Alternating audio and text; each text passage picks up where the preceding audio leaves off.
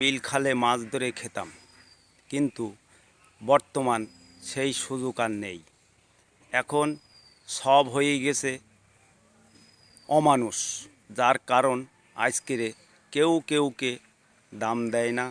বিল খাল সব আটক, তারা মাছ বিক্রি করে খাচ্ছে, আর গরিব মানুষ তাকিয়ে থাকছে, অথচ দুটো মাছ কিনে খাওয়ার সাধ্য নেই। কেন? দেশের অবস্থা খুবই ভয়াবহ, বর্তমান সংকটের মধ্যে আছে, কিন্তু গরিব বাঁচবে কী করে? গরিবের চিন্তা কেউই করে না।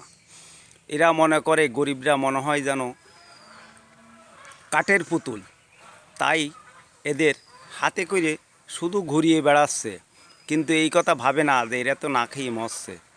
তাতে করে আপনারা একটু সহানুভূতি যদি দেখান, তাইলে গরিব বেঁচে যেতে পারে, কিন্তু তা আপনারা করেন না। ভিডিওটা স্কিপ করবেন না। ধন্যবাদ।